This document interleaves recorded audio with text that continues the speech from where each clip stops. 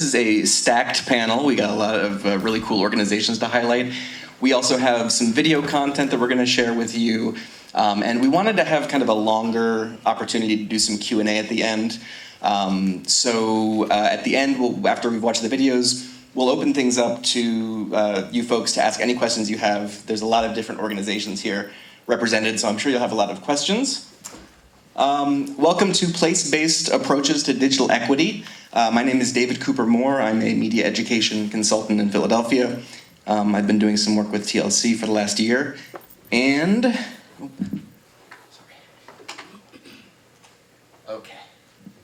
sorry, I came in and I was using a hotspot on my phone and two computers to make sure I had this one slide up, so apologies for that. I wanted to introduce our panelists today, representing three different projects they're going to be talking about. We have Alicia Dorsey, the founder of Social Justice Stops the Violence, Bridging the Digital Divide. We have Wermer-Colan, Allan from Philly Community Wireless, along with their colleague Heather Lewis-Weber, the Senior Coordinator of Community Engagement at Temple. And we have Anna Ramos-Hernandez, the Deputy Chief Performance Management Technology of Office and Children and Families, and Tanya Clemen, the IT Director for Parks and Recreation. And we're going to be talking today about the different innovative uses of Philadelphia public space to get people connected to the internet and connected to digital programming. But because it is stacked, I'm going to turn things over to Parks and Recreation and OCF to tell us a little bit about their work. Great, thank you very much. As David mentioned, my name is Tanya Clemen. I'm the IT Director with Philadelphia Parks and Recreation, and this is my colleague. Careful. Yeah. Anna Ramos-Hernandez. I am the Chief Deputy for Performance Management Technology at the Office of Children and Families. So we oversee Parks and Rec, Child Protective Services, Juvenile Justice, Adult Education, Free Libraries, and Child Protective Services, which is DHS. Great, thank you.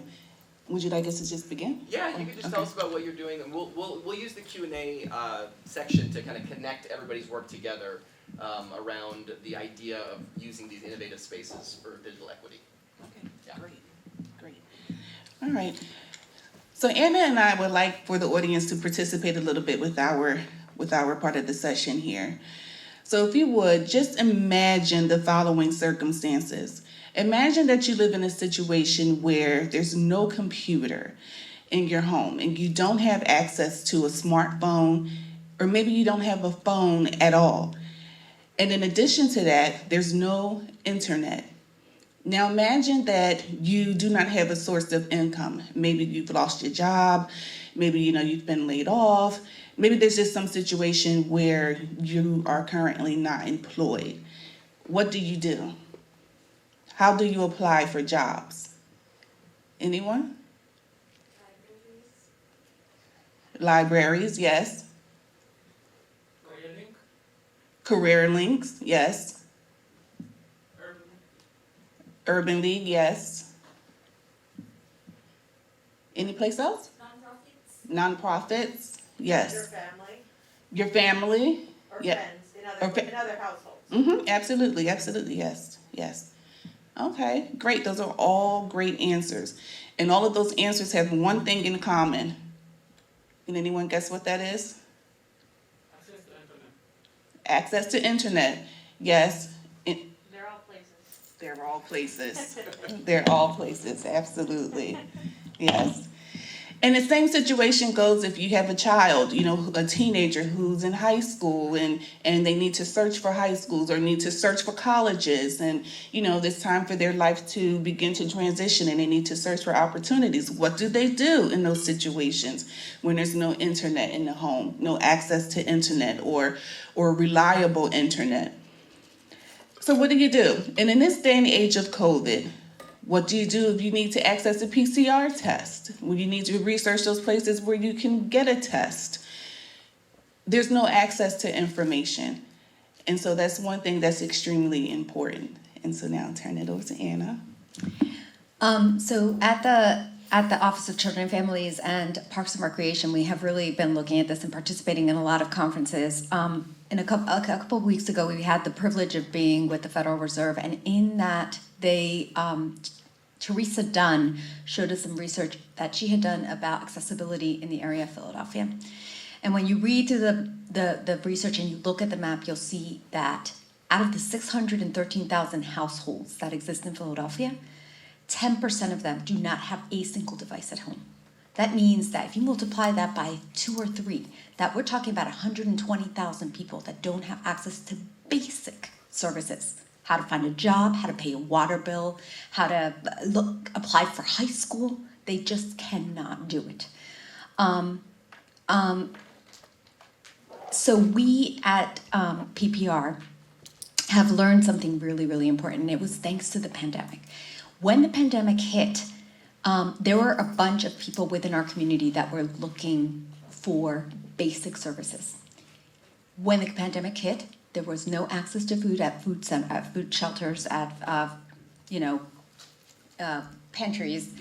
There was no access to school. There was no way to reach doctors, really. There was no way to reach internet for education. PPR rec centers were one of the few places from the city that did not close during the pandemic. They remained open. And sooner rather than later, they became the community hub for community services. It was where we were distributing breakfast and lunch for kids. It was where we were giving out information about services. It was where people were collecting information, computers, and things for their kids at school. And eventually they became access centers, which were places where we had internet and the kids could bring their computer and they could take their virtual class in. And that just showed the potential that PPR facilities have to become this hub for essential services. So you'll hear a lot of talk. There's an organization that is called Computer Reach that talks about the 3 legs of the stool for digital equity, which is basically you have to have internet, you have to have equipment, and equipment includes software, right? And furniture. People forget about furniture. They need to be able to sit down somewhere. And they need electricity. They need to be able to connect to electricity somewhere. And then even if you have those things, if you don't know how to use your computers, then you are still stuck.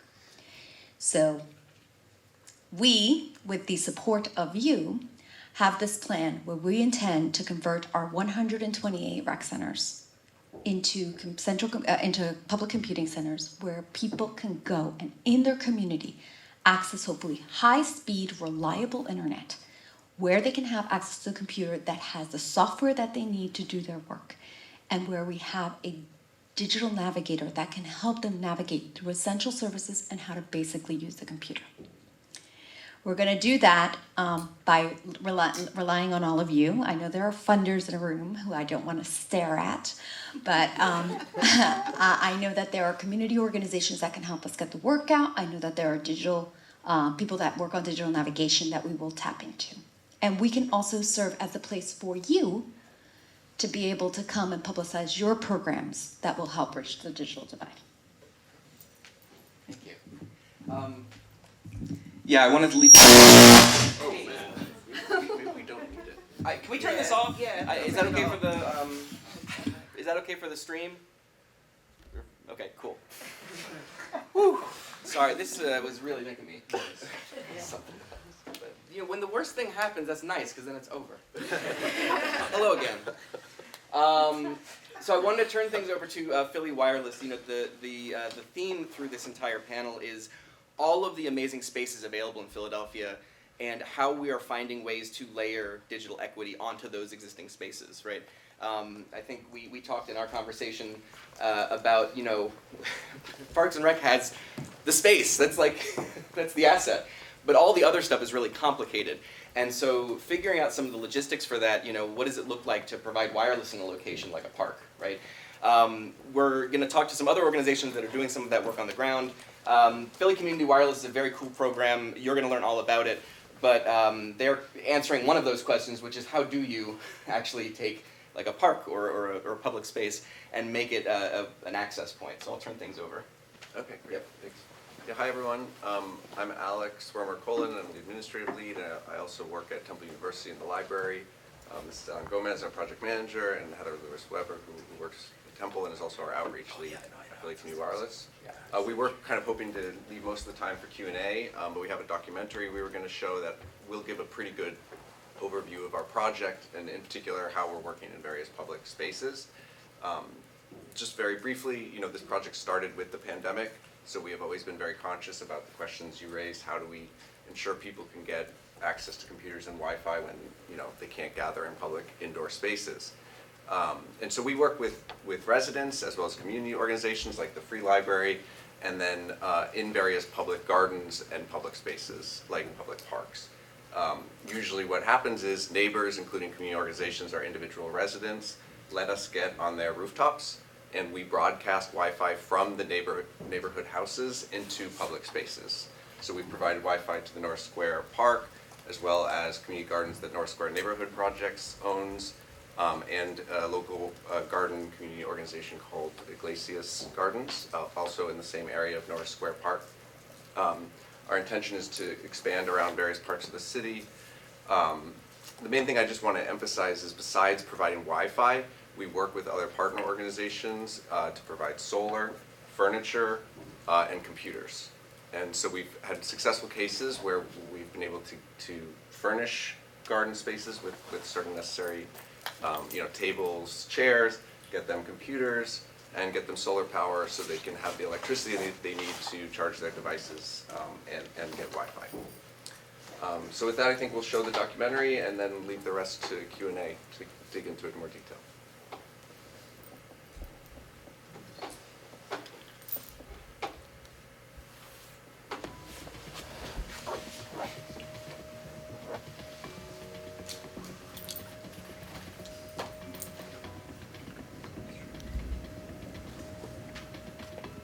The pandemic has exacerbated the need that individuals and communities have for access to the internet and all the different things it can provide, thereby kind of cementing the notion that the internet is now a human right. During the beginning of the pandemic, the disparity in... I'm going to try to turn up the volume real quick.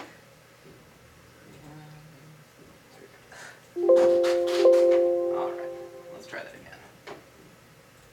And all the different things it can provide, thereby kind of cementing the notion that the internet is now a human right. During the beginning of the pandemic, the disparity in who had internet access was huge. We estimated around 30% of the city did not have access to broadband in their home. Right now, people are relying on large corporations to get the internet, and when you look at the data, it really shows that the internet is too expensive for people in Philadelphia to afford. One of the most significant barriers is just being able to straight out pay for internet, being able to like afford it, period. This neighborhood and the city is in like a deep moment of like transition, and I think this is like the perfect time to ask ourselves questions about what we think should be free.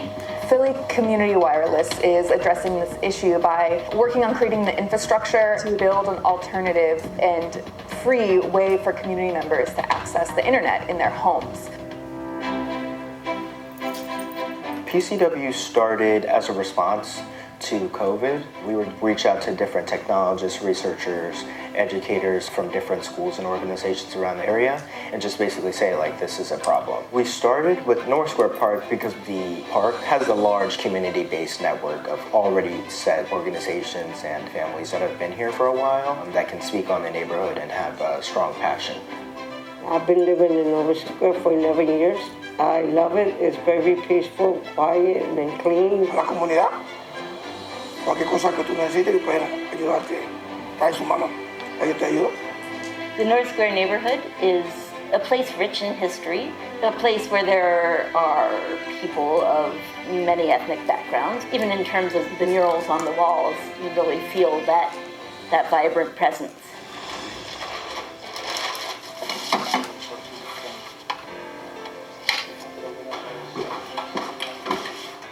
PCW came to me and said, hey, can you help teach us about this stuff? We've heard mesh Wi-Fi networks is a cool thing that can get access. Wanting to support their efforts, what we decided to do was Philly Whisper would provide what's called the backhaul infrastructure. Philly Whisper is a local independent internet service provider. Internet and data can be transmitted over all sorts of ways. What we use is something called fixed wireless. Two antennas have to be precision aimed at each other, but they need clear line of sight And if they have that, they can provide very fast speeds with very high reliability. We have an antenna on top of Gotham Tower, which is able to send out a signal throughout the entire park.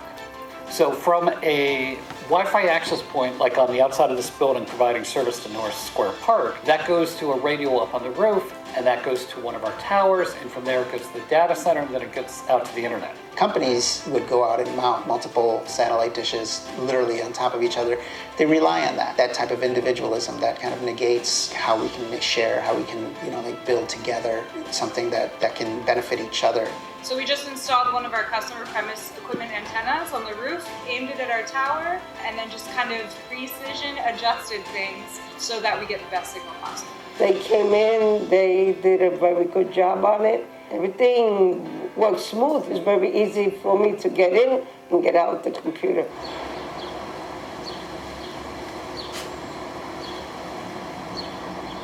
First, we were approached to see if they could install free wireless in one of our gardens. It's just a space for folks to access different opportunities in fresh air amongst their neighbors.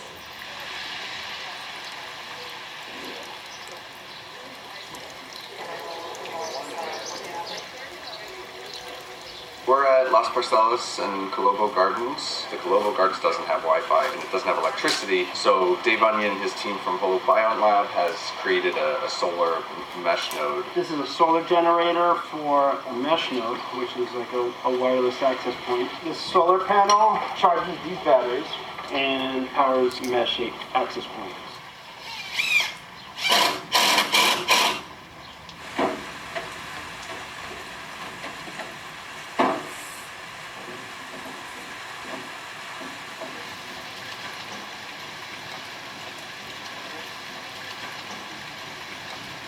With the pandemic, we got to see that people would not even consider paying extra for internet. Although there may be internet in the house, it may not be enough for 3 kids who are in school. So it's been a big problem for them.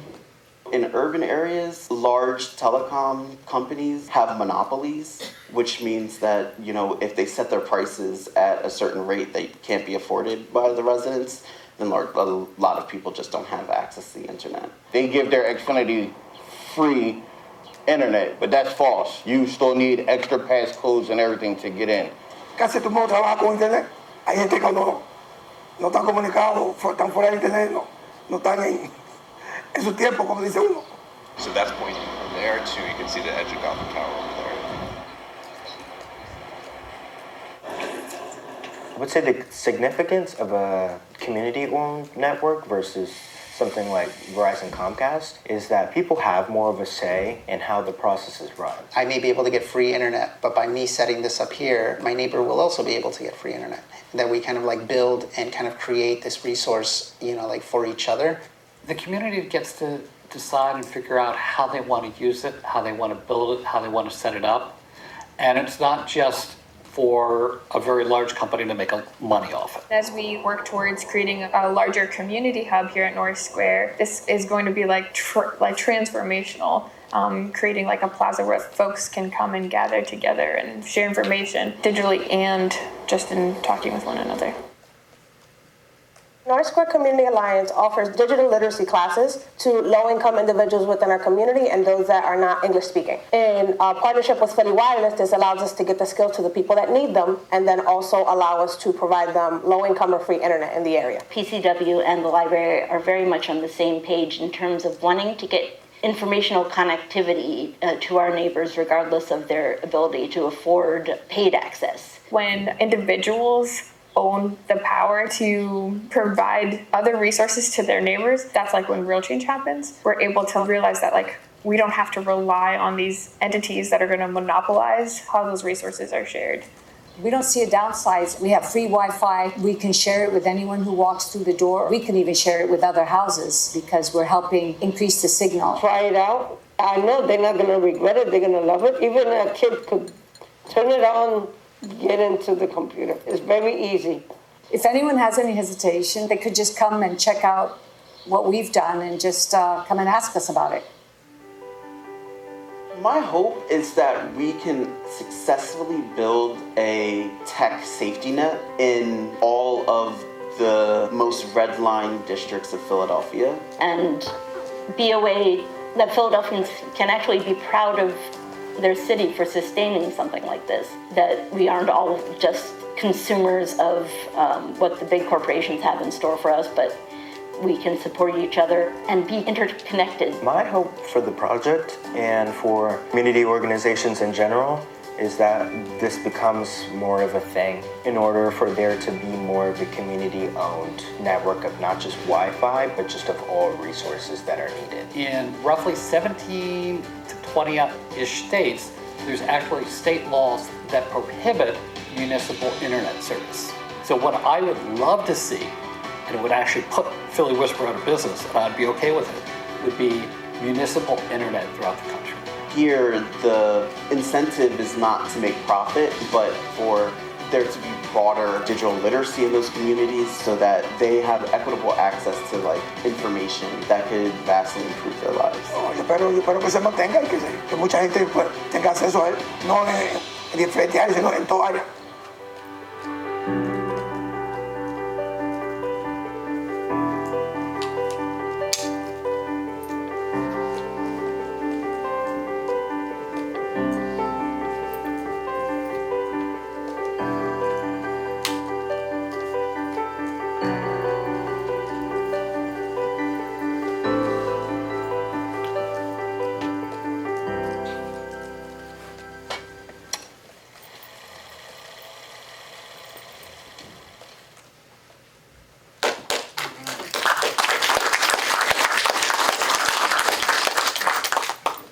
Excellent. So we'll have some time for some Q&A to talk about that video and our next video.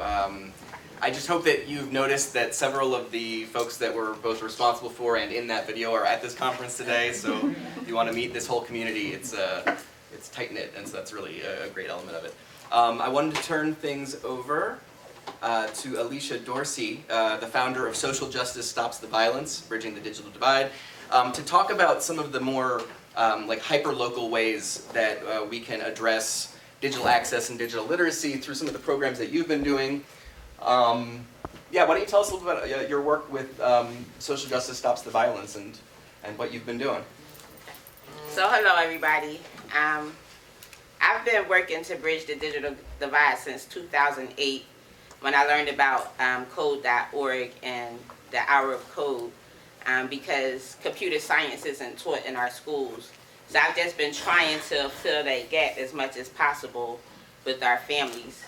The COVID shutdowns really pushed me a little bit further with the digital divide by introducing our communities to free digital resources, free computers, and digital literacy tools is what I've been doing. So I host pop-up computer labs. I do it in the park at 33rd and Diamond and Strawberry Mansion. I host them at different community events. I even go to people's homes and set up a computer lab in their homes to connect with them and the digital resources. Thank you. Great. Is there anything else you wanted to highlight from the slides? I know you have a video to show too. So really from our slides, it's really about us as a community to fill these gaps. We have a responsibility in our community, and it's not to be placed on elected officials or city services. We also can do our part to fill that gap.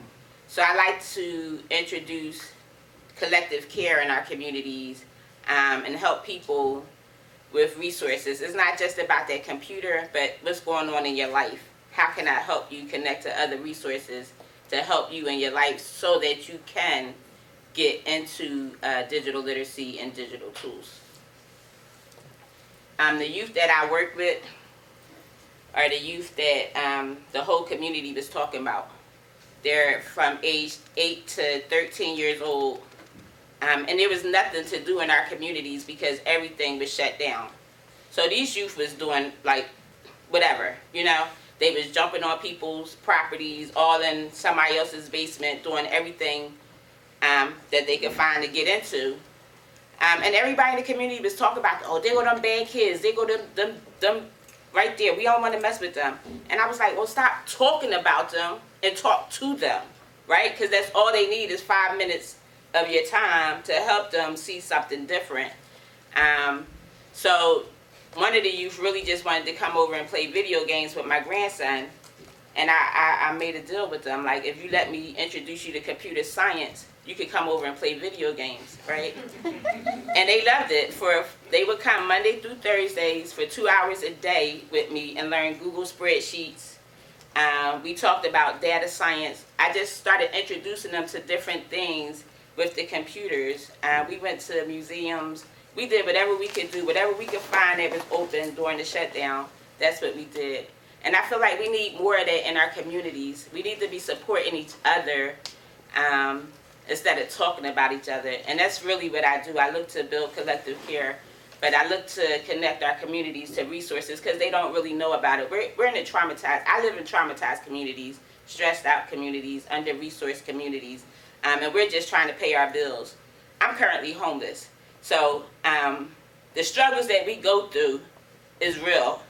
And just trying to get connected to somebody else in the community is often a strain because we're so stressed out on trying to just have a roof over our heads and some food. I apologize. That's all right, don't apologize.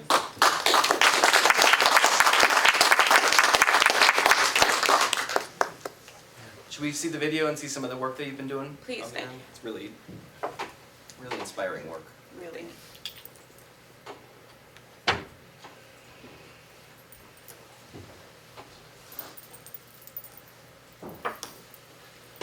He tried to get money. It's gathering info. Gathering information. What kind of information? Like work information and stuff that's on your phone and stuff and playing. Cooking. Yeah. So. Like stuff on your computer that you can put together and stuff. How important is your data? Very important. Why? Because it's stuff you can store a lot of stuff. Yeah, pick it up. I don't know how to say it. Helps you So, with your job. hey Chris, how y'all doing? Y'all know I like to show y'all the different assets and resources in our community. So this person is a house, and they have resources for y'all. Like this is a book nook. Y'all can get free books out of here. I know our grandma one time I asked her to some basketball books. Some basketball books. Y'all don't have to take a book today just because it's in there. Yeah. But you could close it up. Hey, Joseph. But they also got a lot of information on there about COVID, which is really good. It's long to have questions about COVID vaccine. Ask your questions without pressure or judgment. The COVID call center is ready for your call. 215-685-5488 and 836. So what does the vaccine do? Can you read that one for me? So my name is Alicia. I'm recording and documenting for our code and for various media outlets. Okay. Do we have your permission to air your image and your son's image on multiple media outlets? Yeah. I have 8 computer classes and I'm able to have 3 and I really miss computer classes. That's all it is. They need typing out code. Come sit right here, please. Make a video game that's on code. On our code today, we're at the Free Library, 1901 Vine Street. Mr. Aiden, how old are you, Aiden? 4. 4, and we're here with Miles Chancellor.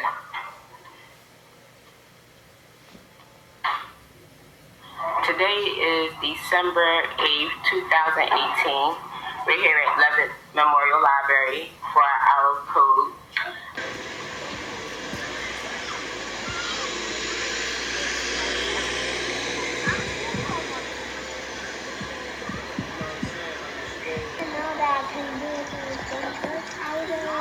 Say that again. I didn't know that I can like do this and stuff, and I'm so excited. You didn't know you could do what? Create your own hobbies and games and stuff. Mm-hmm. So we're out here at our park. And you said you seen people do what on YouTube before? Make games. Yeah.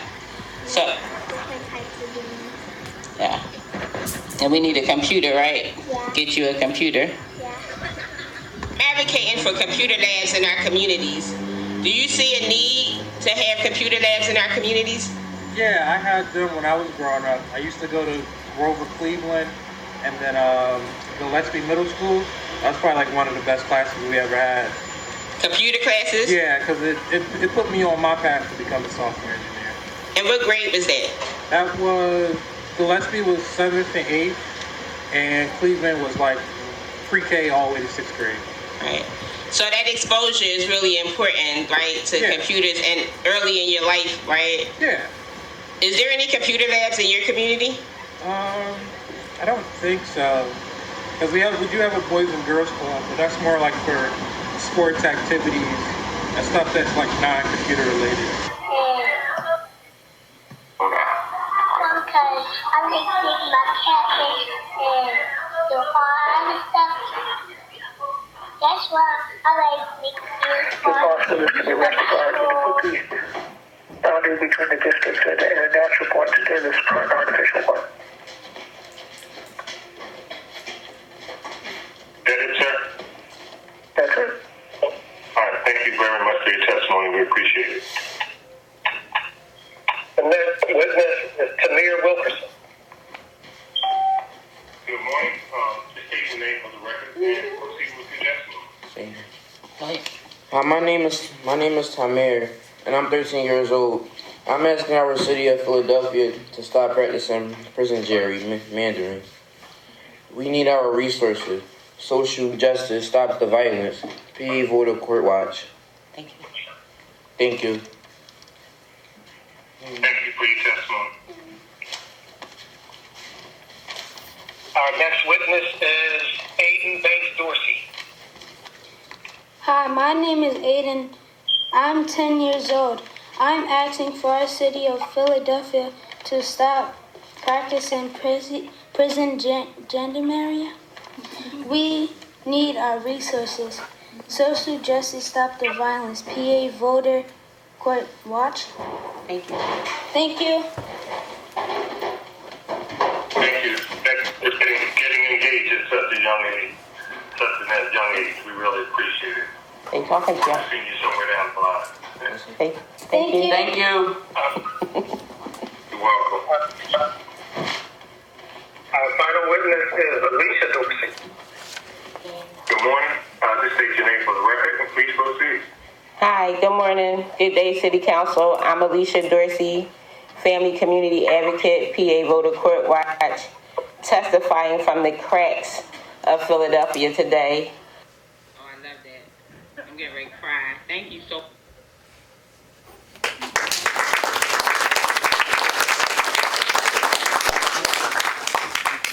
So I wanted to open things up for a general Q&A because I think this panel has this really broad range from the hyperlocal to the city coordination level. What questions do you have around some of the efforts that are happening in Philadelphia in place-based locations? Yeah. Yeah, just this is sort of really wireless.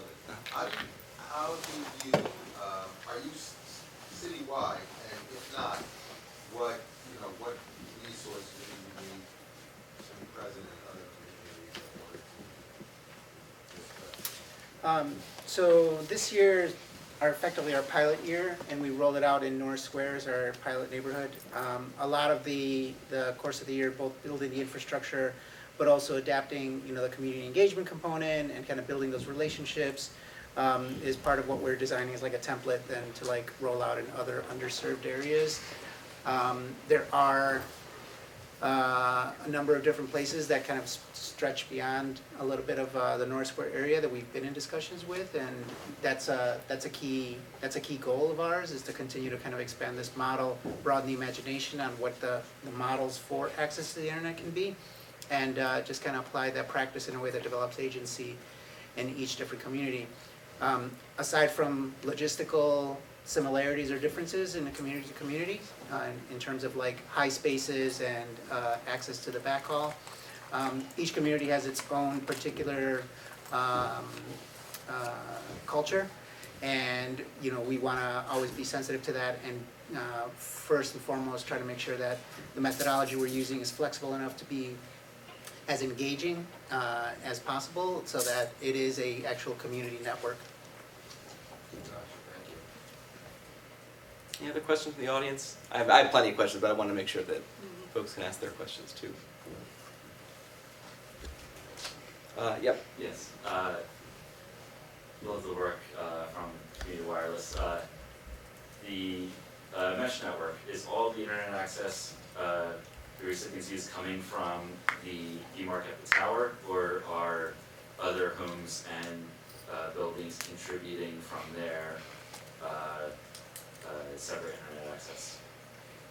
So right now, everything that we know about that's broadcasting a Philly Community Wireless signal is pulling data from the Philly Whisper backhaul. There's technically anyone could broadcast. You could share your Wi-Fi today by opening up your network. Whether there's issues with doing that with your provider, I don't know. I doubt that would be a problem, but yeah. Most of it's not in here, right? I mean, going forward, does the technology that you're all kind of using allow for people with with a fat pipe to not just say, "Hi neighbors, here's my Wi-Fi password," but share some of that bandwidth to beyond the range of Wi-Fi transmission and contribute to the overall load balanced available bandwidth? Yeah, there's a lot of different models, and one of the things that we've been mindful about is both in terms of like the hardware and the ecology, and making sure that it's a something that we can scale out without adding layers of complexity and mystery. Sure. But definitely some other kind of models in other cities definitely use that, and so we look to them to kind of like understand what that experience looks like. That's not something that we're feeling no towards. We just haven't taken the dive into exploring that right now, particularly with the really good relationship we have with the backhaul provider right now.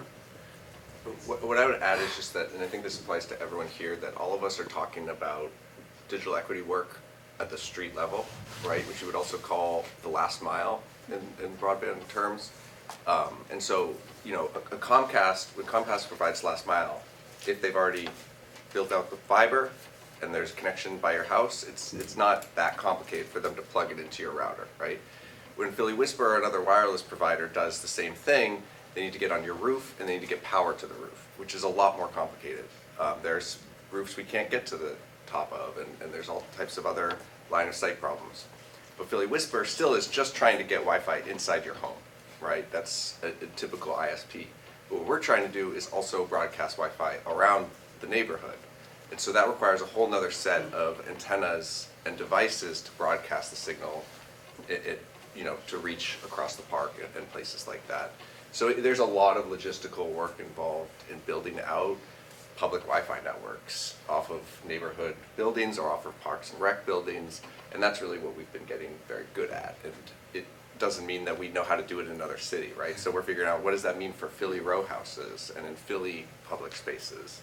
But each city has projects like this where I think they're exploring the challenges and opportunities in their city. So like as one example, in New York, it's very easy to get to the roof of almost any building because there's ladders built into the buildings to get to the roof. Whereas we have to bring ladders, climb up on rooftops, and get very complicated. Another question here? Yeah, my question is for Ms. Dorsey. So it was really clear from your comments that, the young people because I felt like they needed a mentor more than anything. And I'm a woman, and I can mentor them, but I don't know what boys talk about, right? That last day we walked to the library, and we sat out there, and they talked to this 80-year-old man for 4 hours straight. 4 hours straight. He had to get up and say, okay, I got to go, I got something to do. Our youth want that. They want guidance from older people. And if you just sit down there and be honest with them and show them you care, they're coming back and they're going to be building that relationship and they can hear what you're saying, Yeah. Thank you. Mm-hmm. My question is about the Philadelphia Parks and Rec Centers. I think it's a great idea to create, to use the park and rec building for digital equity. But how do you make sure that it's safe for people to go and to join the program? And also, how about the transportation? Some parks are not very easy to access from public. So those are all great questions and things that we're dealing with. What I do want to say is that, I only took this role a year ago, and probably the biggest surprise that I've had is the amount of parks and recreation facilities that the city has. I mean, if I look just around my house, I am walking distance from 3 or 4 of them. Now, granted, I live within the city. Once you get up in the Northeast, and I'm telling you, there are places up in the Northeast that I thought I was already in New York by the time I got there. Like, it is far, right? The wonderful thing about parks and recs and libraries is that they are all over, right? And so I think that we would be able to do that. Once we put the centers in, then I want, hopefully, Ms. Dunn to run the study again to see if the numbers have changed. And then wherever she continues to see pockets, then we can start thinking about, okay, well, these are communities that don't have a rec center close to them. Then we need to bring them to the closest rec center where there is a facility, right? But at this point, I don't have enough information to really answer that question. From a security perspective, that's been another issue.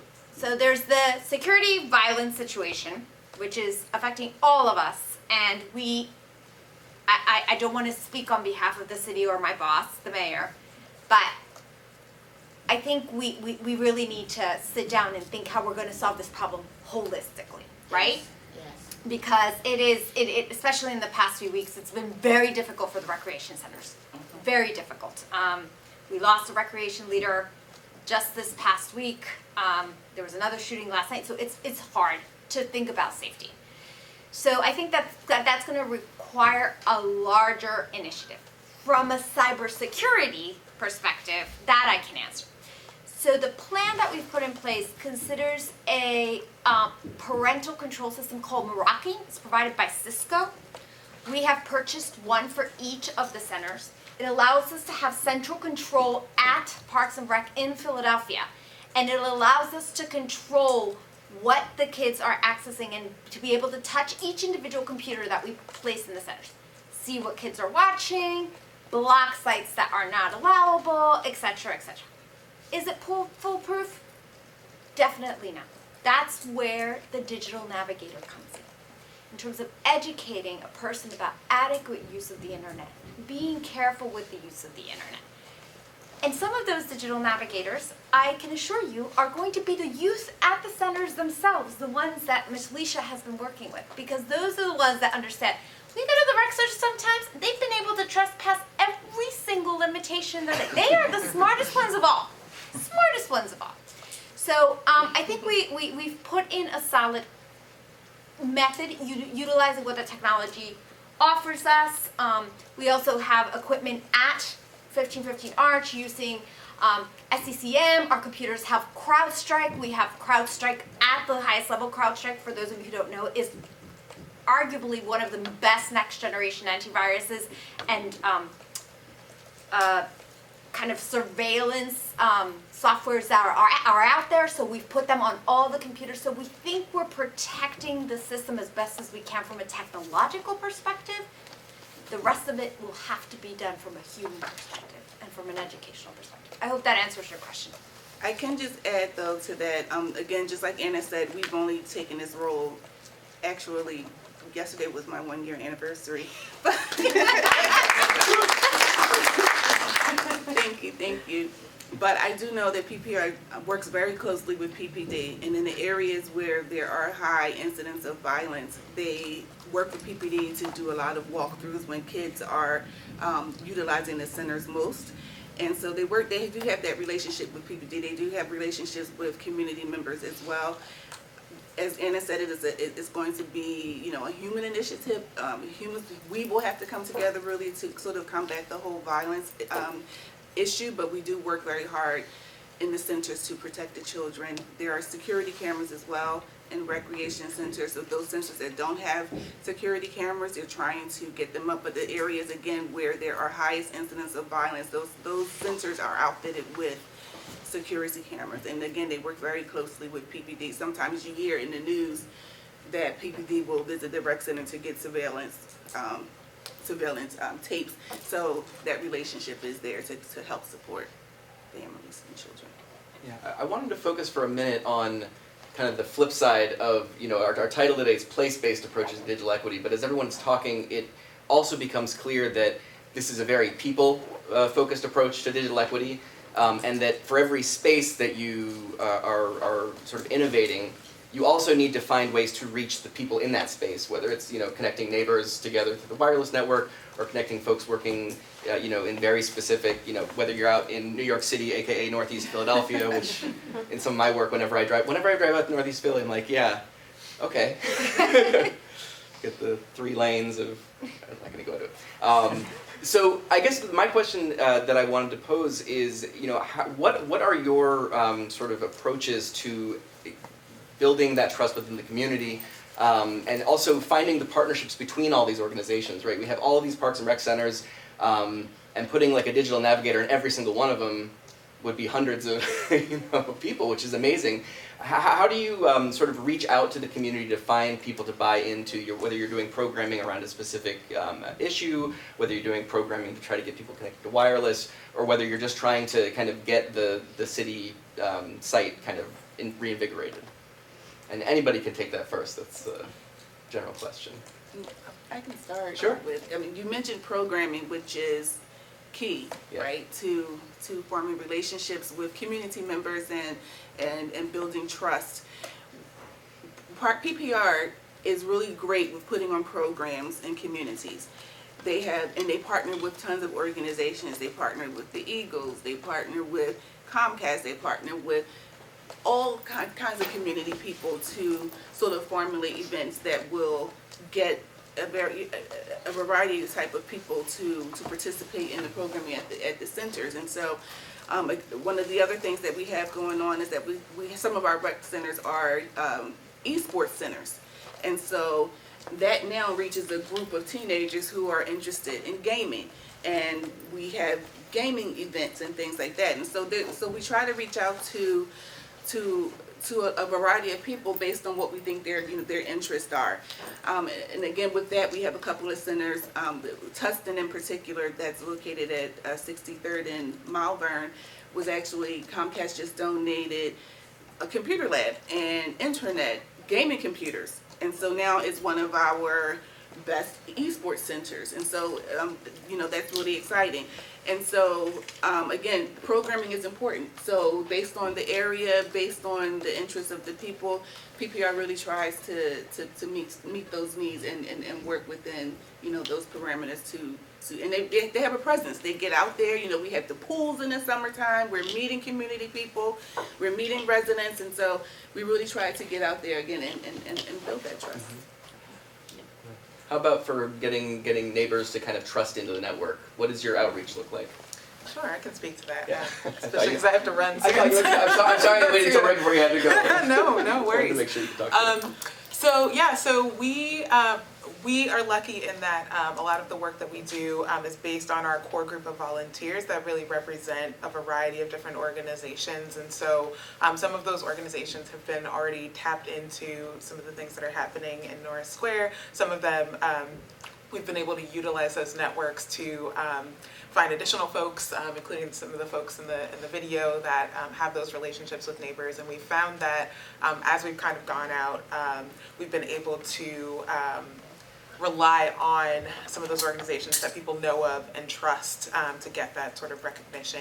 And so we have been working with our partners to continue to promote the resources and opportunities available through Philly Community Wireless, but then also just getting out there into the community in person, utilizing our volunteer force to knock on doors, to be present in those public spaces, and continue to talk to folks. We're also working on a couple of things. So one of them is a neighborhood advisory board that we're hoping will continue to foster a sense of community ownership. And so those folks will have a say in a lot of the decision making around the project and continuing to increase that sense of ownership and sustainability that Allan spoke to a little bit earlier. And then the other piece is just also increasing that language accessibility. So a lot of the folks in the North Square area are from Spanish-speaking households, so making sure that the folks in those households can access the resources that they need in the language that they speak. And so we are utilizing the resources that we have with folks on the team to increase accessibility in that way. And so through those partnerships, so that people are hearing names that they are familiar with, whether that's the North Square Neighborhood Project, the Community Alliance, the Free Library, that they're hearing those, but also seeing our faces regularly within the neighborhood. Yeah, Alicia. And so I'm like the resource queen. Everybody knows me in the community as the resource queen. And I like to clean the block. So when I'm cleaning the streets, I'm talking to everybody. I'm walking and going and in the community. And that's how I build trust with the community, because they see me out there doing the work. And I do it without questioning. I don't question anybody about anything. I try not to be judgmental at all when I'm talking to people. I'm just there to hear what their concerns is and try to connect them to resources. So by talking to everybody in our communities, people see that they can come to me no matter what their situation is, that I have an ear for them. Can I just add something? I look at it from a different perspective, which is the community of the practitioners. And I think these types of events have really become the place where I'm starting to see, and again, we're new to this, repeated faces, right? And we're beginning to start to understand who the players in the field are. But undoubtedly, every single event that I go to, I found someone new that is doing something toward digital equity in the city.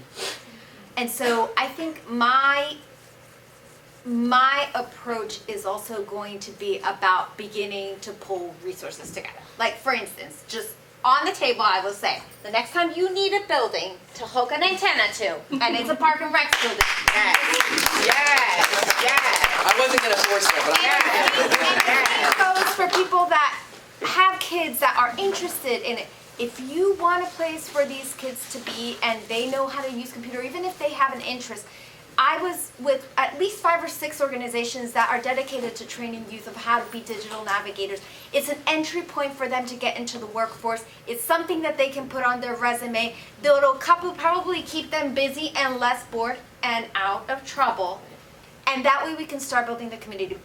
But I think the overall connection of everything has to happen amongst the people that are here. It's a different type of community that needs to be created, but it's probably as important as the grassroots community that's going to be created by the work that we do.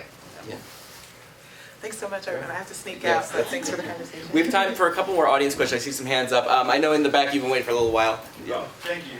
So I am particularly interested in digital health equity, and I'm really just blown away by the purpose that each of you are doing, the work that you're doing. I'm wondering, in your experience, how much are you seeing health being the purpose for why people want to connect to the internet?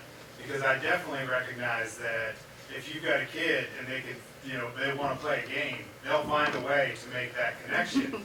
But I'm wondering, are folks having at youth level or like the levels that you're working at, like the same desire to use the internet for that? I.e., does health make a good case for why an individual would want, to break that, across that divide? No. Bottom line, what I've seen, no. And I've tried to host workshops where we would talk about coronavirus and I would introduce them to digital literacy and we would map out a timeline with the virus. They weren't interested. To create that is a challenge. I think you have to create a project for them, and it has to come with some type of incentives, because even with my senior community, I'm trying to introduce them to telehealth. They talking about, oh, I call my grandchildren, they do it for me, or I call somebody else and they do it for me.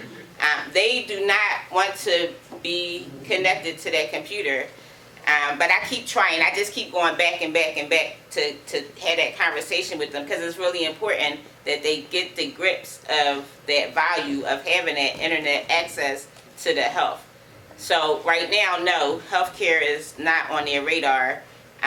Doing everything else, surfing the net and YouTube and buying everything else is being on their radar, but we need more education in our communities about how we can use the internet and computers outside of being consumers. I do have an idea for you. So in addition to the rec centers, we also run the older adult centers for the city. So I don't know if there's an interest or not, but if you want a captive audience that you can test your theory on, then call me and let's take you to one of the adult centers. One of the best ones is the one, and there's one in West Oakland where they are, I mean, they will get you in their Zumba class. Like, they are awesome. And there's one in South Philadelphia on Passyunk and Dickinson. We can start with those two, and then you can just start seeing. If there's an interest, engaging, I think, if that would work, please just reach out to us. Let me know. I know, Alan, you had to. Yeah, I mean, anecdotally, one of our biggest boosters in the neighborhood, a resident, you know, like, does have limited mobility due to health concerns, and she's expressed repeatedly, and part of this is kind of like that the work we do, you know, like, there's all these aha moments over the past year and stuff of like, oh, you have internet, but that's not your only need. Oh, you need a computer. Oh, that's not your only need. And so we've been building this out, you know, like accessing other existing resources, helping to bridge that, in addition to the access to the internet.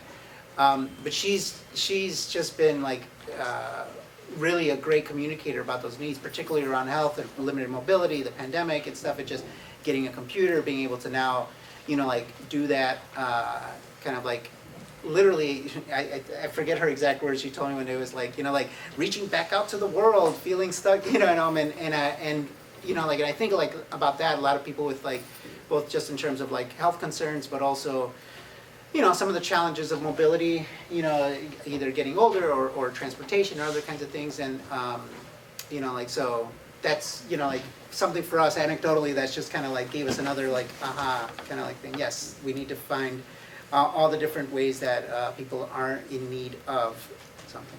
Yeah. I'll just, I mean, so in her case, we actually delivered the computer that normally she would have had to go pick up because she wasn't able to. But I think I think what Alicia was speaking to is that just because there's a need for something doesn't mean there's a demand. And the demand's not there because people don't realize, you know, and because the resources aren't there. There's a hurdle. So we probably all need better digital bridging of our healthcare, right?